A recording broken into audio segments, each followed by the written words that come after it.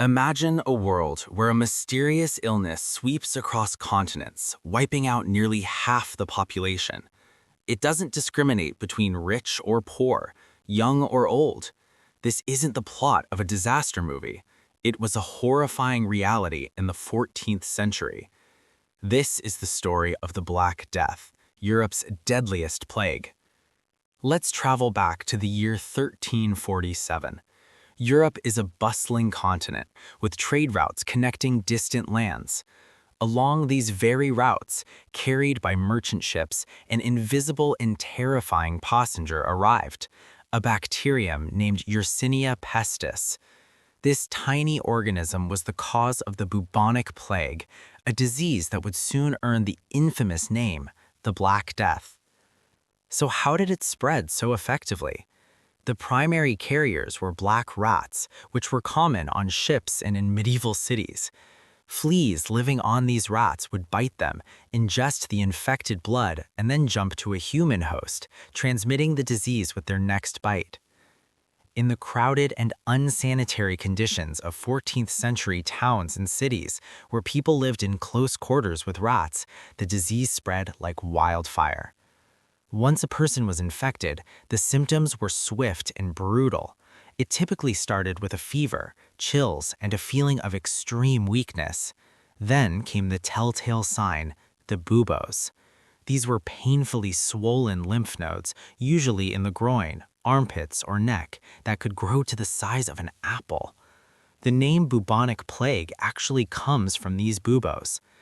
As the disease progressed, the victim would suffer from severe pain, and dark patches would appear on their skin caused by internal bleeding.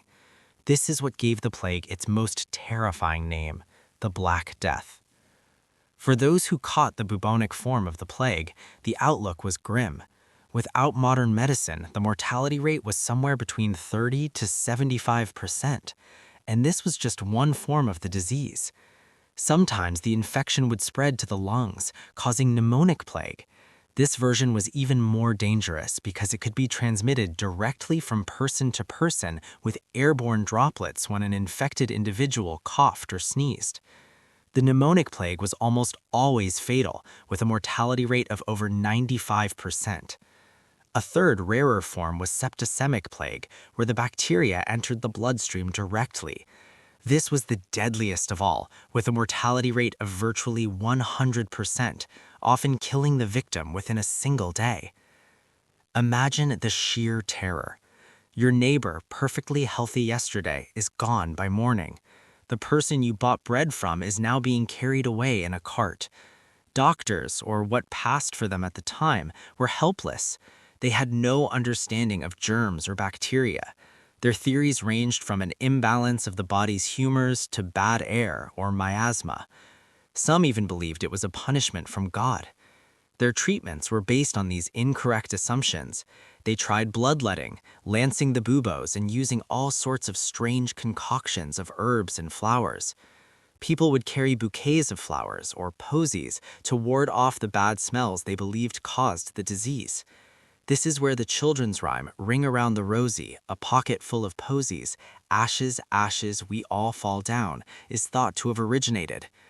Ring around the rosy refers to the red, ring-like rash that sometimes appeared, the pocket full of posies to the flowers used to mask the smell of death, and the final line, well, that speaks for itself.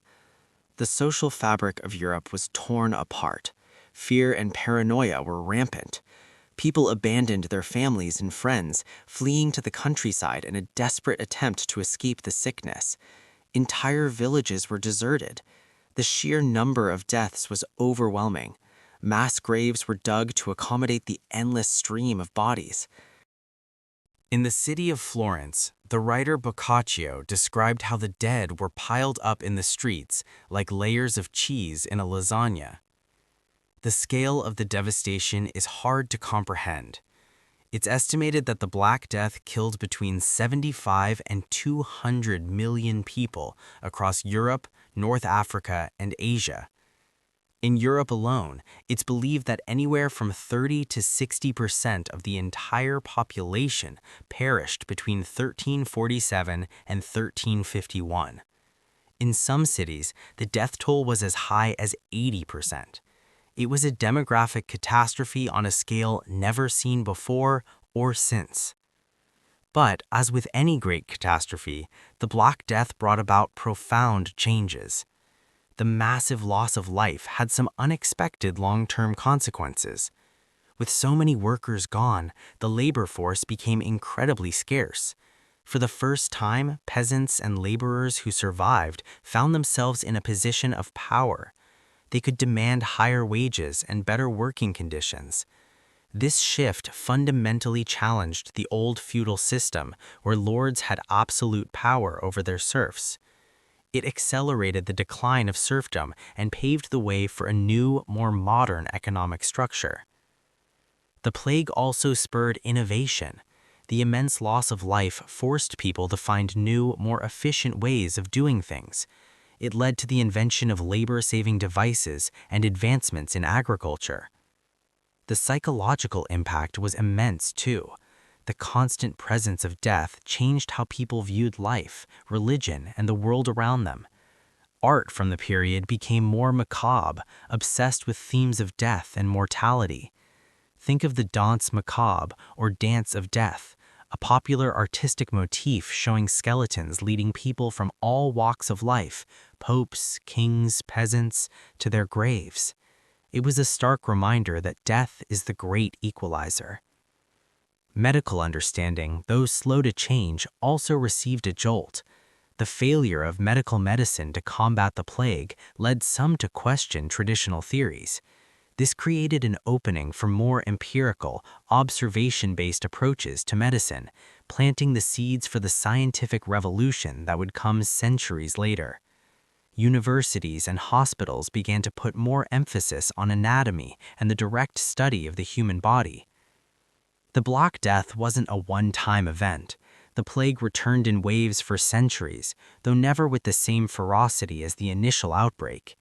It wasn't until the 19th century, with the discovery of the Yersinia pestis bacterium by Alexander Yersin, that humanity finally understood its true enemy. The development of antibiotics in the 20th century finally gave us an effective weapon against it. Today, cases of the bubonic plague are rare and can be treated effectively if caught early. The story of the Black Death is a chilling reminder of how vulnerable humanity can be to the forces of nature. It shows how a microscopic organism can bring a continent to its knees, reshaping society in its wake. It's a tale of immense suffering and loss, but also of resilience and change.